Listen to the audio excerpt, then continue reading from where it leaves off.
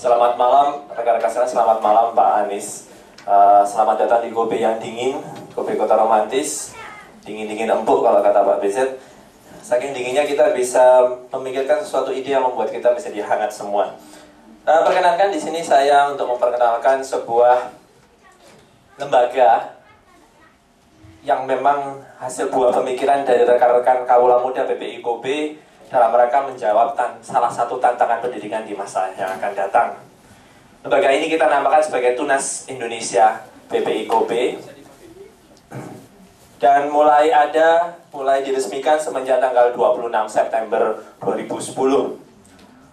Untuk mudahnya dan untuk lebih tidak membuat kita ngantuk, kita bisa saksikan saja bagaimana 2 tahun perjalanan Tunas Indonesia PPI Kobe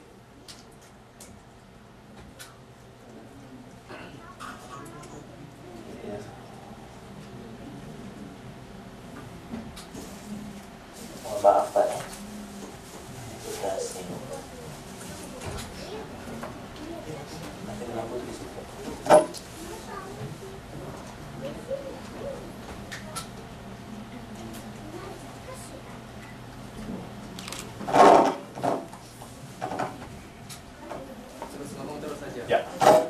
2 tahun perjalanan Tunas Indonesia PPI Kobe awal mulanya berangkat dari sebuah empati dari PPI Kobe pada tahun 2006 pada saat gempa Jogja terjadi.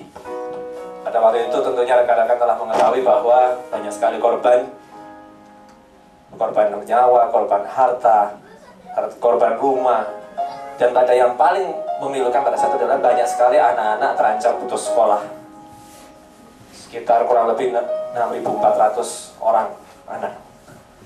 Berawal dari itu, PPI Kobe membuat semacam charity event untuk mengumpulkan dana. Selain untuk memberikan bantuan kepada para korban, dana itu disumbangkan juga untuk anak-anak yang mengalami kesulitan keuangan agar mereka tidak putus sekolah dan tetap mampu untuk melanjutkan sekolahnya. Alhamdulillah, inilah adalah anak-anak asuh PPI Kobe pada saat itu. Lembaga itu kami waktu itu diberi nama sebagai foster parent, karena memang kami sebagai orang tua asuh bagi anak-anak ini. Pemberian dana berlanjut terus selama 4 tahun sampai mereka kembali mampu pulih dan kembali mampu untuk sekolah sendiri.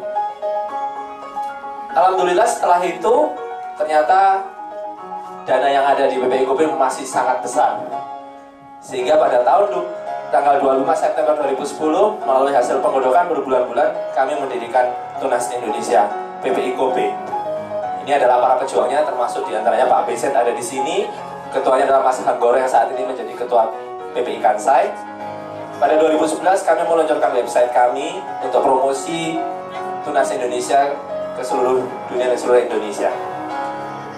Di sini donatur kami rata-rata dari rekan-rekan PPI Kobe yang ada di Kobe ini. Dan alhamdulillah pada 1 tahun Tunas Indonesia kami sudah berhasil memberikan beasiswa pada 50 orang anak SMA yang tidak mampu. Selain itu juga kami telah memberikan pelatihan di Jogja, termasuk juga pelatihan inspirasi agar mereka mau melanjutkan pendidikan ke tingkat yang lebih tinggi. Pada tahun 2012 pergantian pengurus sudah dilakukan, dan pada saat itu saya diamanahi untuk memimpin Tunas Indonesia sampai tahun 2013 kalau selesai. Kemudian kami terus melakukan promosi, dan alhamdulillah setelah 2 tahun ini kami Tunas Indonesia PPI Kobe mampu membiayai 100 siswa beasiswa yang memang untuk saat ini masih berlokasi di Yogyakarta. Insya Allah pada tahun-tahun ke depan kami akan mengembangkan Tunas Indonesia menjadi lebih besar, sehingga di tahun 2013 nanti kami akan memperluas cakupan donatur, tidak hanya dari rekan-rekan di PPI Kobe, tidak hanya rekan-rekan pelajar saja, tapi alhamdulillah hampir diaspora Indonesia yang ada di Kobe dan di sekitar Kansai serta di Jepang bersedia untuk menjadi donatur di Tunas Indonesia.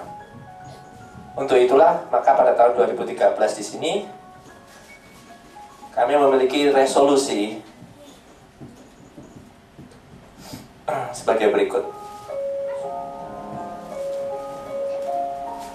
Jadi kami juga mohon doa restu nanti kepada Bapak Anies, dan kami mohon juga edukasinya bagaimana Tunas Indonesia PPI Kobe pada tahun 2013 diharapkan akan berkembang menjadi Tunas Indonesia Jepang.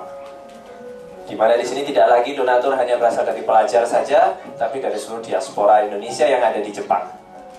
Kebetulan kami memiliki beberapa calon donatur positif dari Kyoto, dari dari Gifu, bahkan dari Tokyo ada. Bahkan ada, alhamdulillah, ada satu perusahaan yang semoga nanti bulan Maret memberikan jawaban positif, perusahaan Jepang, untuk ikut memberikan donasi pada Tunas Indonesia. Dan dengan besarnya donatur ini, maka saat ini kami memang masih memusatkan lokasi pemberian beasiswa pada anak-anak yang ada di Yogyakarta. Karena alumni dari IKOP yang saat ini sudah pulang masih rata-rata berdomisili di Yogyakarta.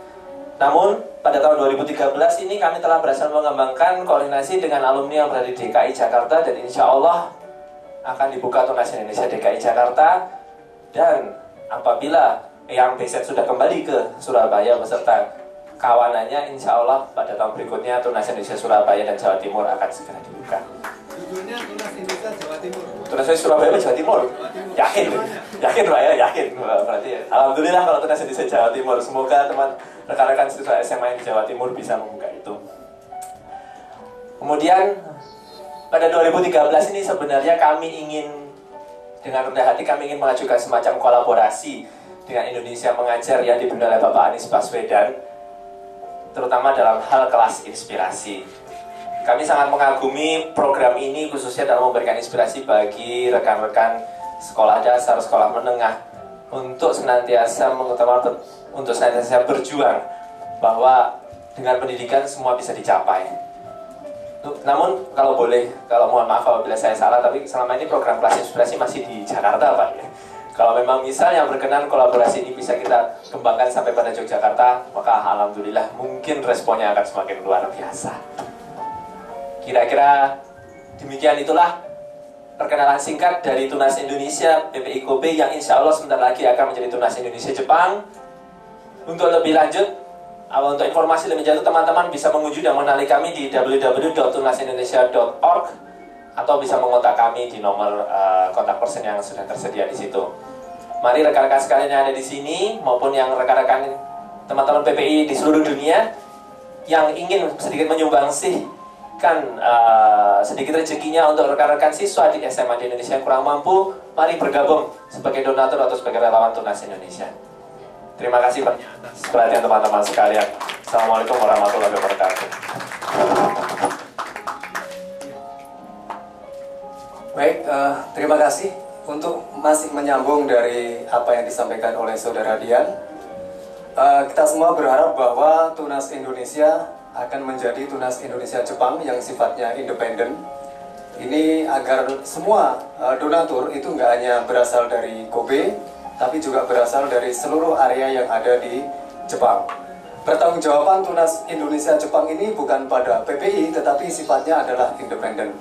Oleh karena itu, pada momen yang tepat ini, saya mengundang beberapa senior, kemudian pengurus PPI Kobe 1, pengurus PPI Kansai 1, kemudian mewakili PPI